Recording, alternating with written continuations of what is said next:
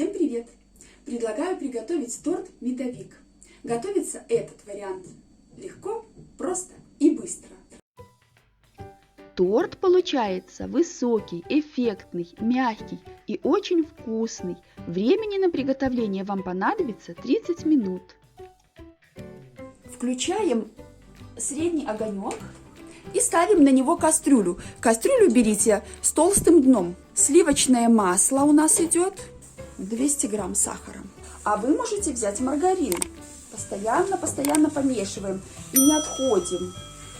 Посмотрите, у меня мед вот такой в баночке, он уже немного застыл. Поэтому я возьму 3 столовые ложки. Они получатся такие, видите, достаточно большие.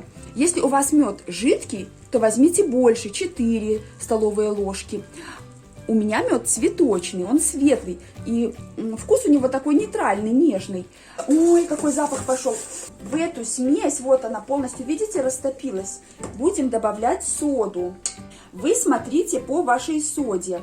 Если будет не очень пениться, а вы уже замесили тесто и уже срочно надо что-то делать, добавьте еще 1 чайную ложку. Видите, начинает светлеть, я выключаю. Все, хватит, больше не надо. Вот, оно светлеет. И посмотрите, как масса сразу увеличивается в объеме, видите? Она прямо на глазах увеличивается и растет. Такие пузырьки, оно уже такое нежное. Вот видите, какое оно получилось? Увеличилось уже, раза в 3. Видите, там прямо донышко проскальзывает, вот когда я провожу лопаткой. Вот какое оно пушистое все, с пузырьками. Теперь нам надо, чтобы оно минутку-две остыло, и будем вбивать сюда яйца. Масса такая еще достаточно горячая, поэтому яйца будем вбивать по одному и тут же размешивать. Оп. Вот, смотрите, какой желток красивый, видите? То, что надо. Угу.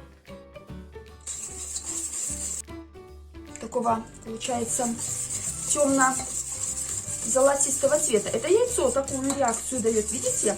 Но в этом и плюс. У нас будет очень красивый цвет у коржей. Угу. Размешали и вводим муку. Сильно горячее мы не добавляем. Вот оно у нас уже потихонечку остывает. Уж такое теплое, но уже не очень, не горячее. Потому что если мы будем добавлять в горячее, то у нас получится совсем другой медовик. Тесто возьмет много муки. Нам надо будет тогда делать плотные коржи, раскатывать густое тесто, катать скалкой. То есть совсем другой вариант. А мы делаем просто. Это настолько просто. Это очень быстро. Вот стакан. Давайте еще 1 стакан добавим. 250 грамм стакан, в него входит 160 грамм муки. Но у вас может быть немножко по-другому. Насколько просеянная мука зависит. То есть небольшое отличие, то есть может быть небольшая разница. Вы смотрите больше не по размеру стакана, а по самой консистенции теста, которое у вас получается.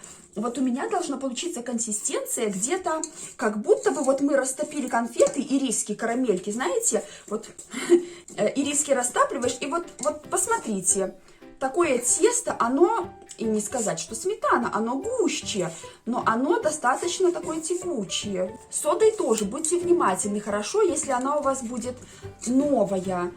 Старайтесь, чтобы она не застаивалась, потому что когда соду покупаешь, эту пачку, и она стоит целый год на кухне, то потом она отсыревает очень часто, и не так выдымается тесто. Вот, вы видите, как оно тянется с... Ой, какая красота! Вот это нам надо.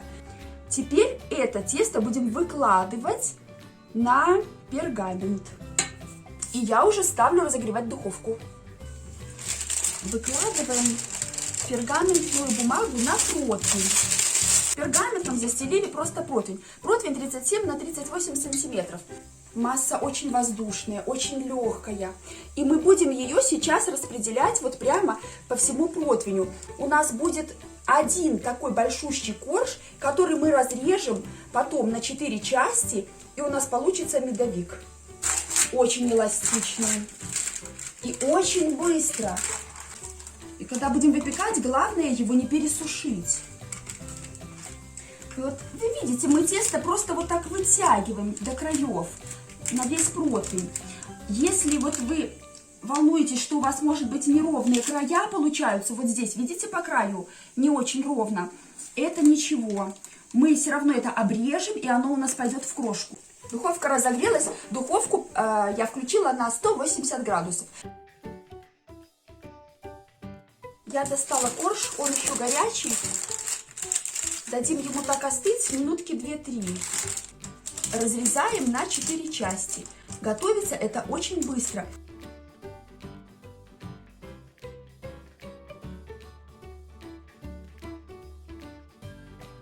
Вот смотрите, я рукой взяла, все, держится, и выкладываю. Опля! Вот просто так стягиваем. Мы на пергамент не клали ни масла, ничего. И оно вот так замечательно все снялось.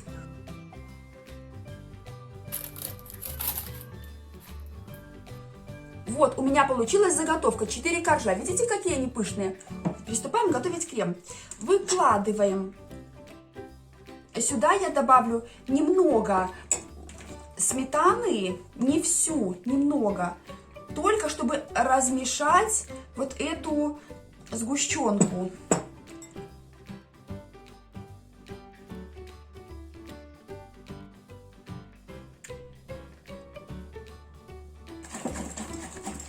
Сметана здесь жирная. Я покупала 20% жирности. Если вы найдете 25%, будет, конечно же, лучше. Вы можете сюда добавить, ну вот у меня что это? Загуститель сметаны. Или это может быть даже загуститель для сливок. Все пойдет что угодно. Это если у вас жидковато получится. Но чтобы не получалось жидковато, сметана должна быть холодная. Вот как сейчас я достала из холодильника прямо. И жирность у нее должна быть побольше. Вы можете не добавлять сгущенку, потому что сгущенка дает легкую кислинку. Вы можете добавить сахарную пудру. Не сахар, а сахарную пудру. Тогда сметана тоже сохранит свою густоту. Перед тем, как выкладывать, я у каждого коржа, вот по краям, видите, тут неровности, просто обрезаю ножом. Получится вот такие обрезки, мы их не выбрасываем. Они нам пригодятся для крошки, когда мы будем обсыпать бортики нашего тортика. Вот, видите кусочек? Он со всех сторон получается одинаковый и нигде нет подсохшего. Можно его уже выкладывать на блюдо. Немножко я добавлю вот в самую середину немного крема, чтобы наш торт не ерзал по тарелке, когда мы его будем намазывать и нарезать. Вот. И кладем коржик. Теперь мы его вот так густо смазываем. Мы его сейчас так обмажем и поставим в холодильник постоять. Ну, хотя бы час. И потом достанем и уже украсим сверху. И вот по бокам. Можно теперь по бокам еще крема помазать. Вот я положила в обычный мешочек 2 кусочка шоколада. Я буду растапливать просто в горячей воде. Видите, как у меня уже быстро он плавится? Мы стараемся не отпускать руку.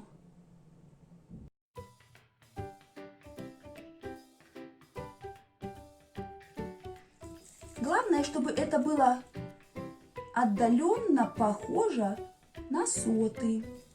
Обратите внимание, с самых краев мы можем не дорисовывать, потому что там мы закроем крошкой и не будет видно.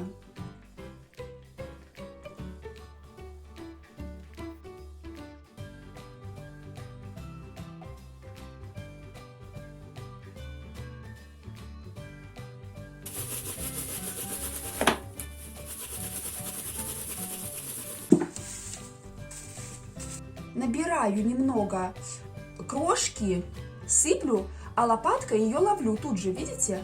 Оп. В коржи, вот когда вы промазывали кремом, можно в крем добавить, вот если вам не хочется со сгущенкой или надоела уже сгущенка, орешки, ягодки. Вот я бы чернослив добавила, я очень люблю с черносливом. Теперь я буду делать бортики. Вот здесь по краю присыпаю, а лопаткой придерживаю сбоку. Видите? Сбоку придерживаю, чтобы оно туда не ссыпалось уже. Торт очень ароматный. Пахнет медом. Настоящий медовик. Обязательно попробуйте. Он вам понравится. Быстро, просто и очень вкусно. У меня остался кусочек тортика, это уже на второй день. Вот я уже отрезала. Смотрите, как его удобно перекладывать лопаткой. Видите, как он высокий? Вот. Поэтому и на бочок можно класть. Посмотрите, здесь сразу вот крем, видно, сколько его много. Какие пышные коржи, видите, получились. Было очень много крема, они впитали много крема. Видите, он мягкий. Видите, как он легко вилочкой отламывается? Ой, пахнет бесподобно медом, медовик, вот то, что надо.